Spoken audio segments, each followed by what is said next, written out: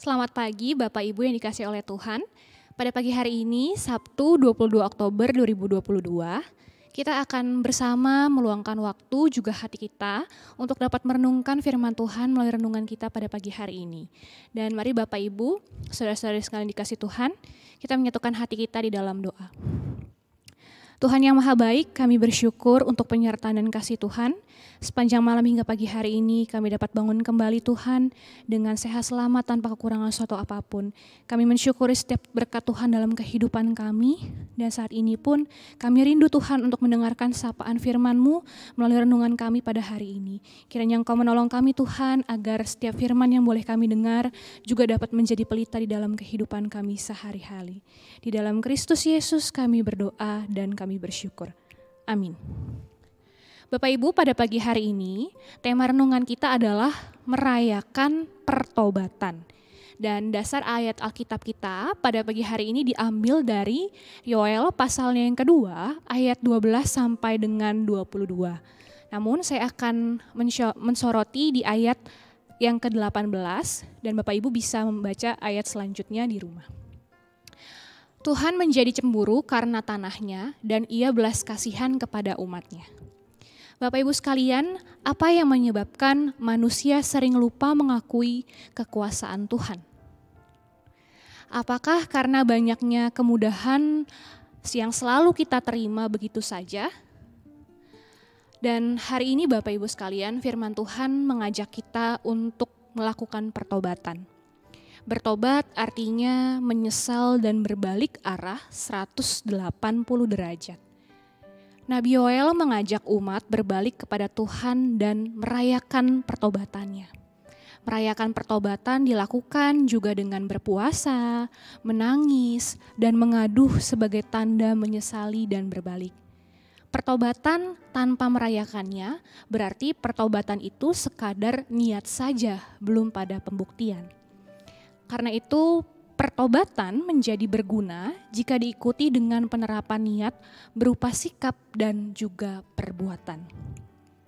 Yoel mengajak para imam, jemaah, orang-orang tua, bayi-bayi untuk mengadakan perkumpulan raya.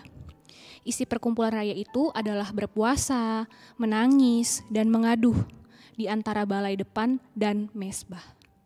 Perayaan Tobat Nasional itu secara menyeluruh itu membuat Tuhan berbelas kasihan kepada mereka.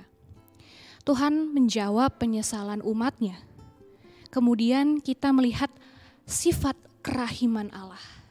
Laksana seorang ibu yang melihat anak yang dilahirkannya menyesali kesalahannya, demikian pula Tuhan berbelas kasihan kepada umat yang mengakui dosanya dan berbalik kepadanya.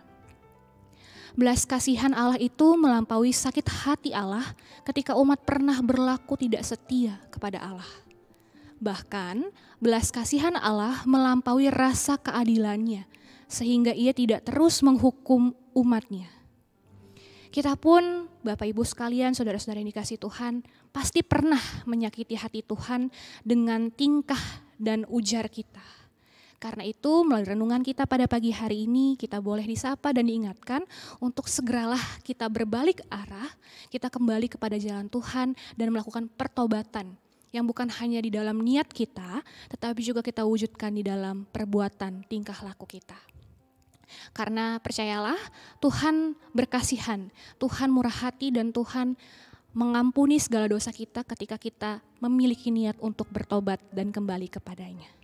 Mari Bapak Ibu sekalian, kita menutup renungan ini, renungan pada pagi hari ini, kita bersatu di dalam doa. Allah Bapa kami, Allah yang Maha Pengasih, yang kami sapa di dalam Kristus Yesus. Kami saat ini mengaku Tuhan, di dalam keterbatasan dan kelemahan kami, seringkali Tuhan baik sengaja maupun tidak sengaja, melalui pikiran, hati juga tindak laku kami Tuhan, menyakiti hati-Mu, bahkan mengkhianati Tuhan melalui laku hidup kami. Ya Bapa, ampunilah kami sadar begitu sulit Tuhan kami keluar dari perbuatan yang tidak menyenangkan hati Tuhan, tapi mampukanlah kami Tuhan untuk dapat memperbaharui diri kami, melakukan pertobatan, bukan hanya ada di dalam niat hati kami, tetapi juga kami boleh melakukannya, mewujudkannya dalam perbuatan kami.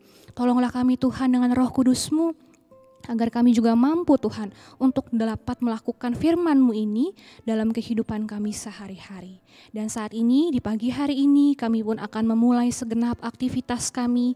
Kiranya Tuhan berkati kami, Tuhan tolong kami setiap aktivitas yang akan kami lakukan. Kiranya juga semua dapat berkenan di hadapan Tuhan saja.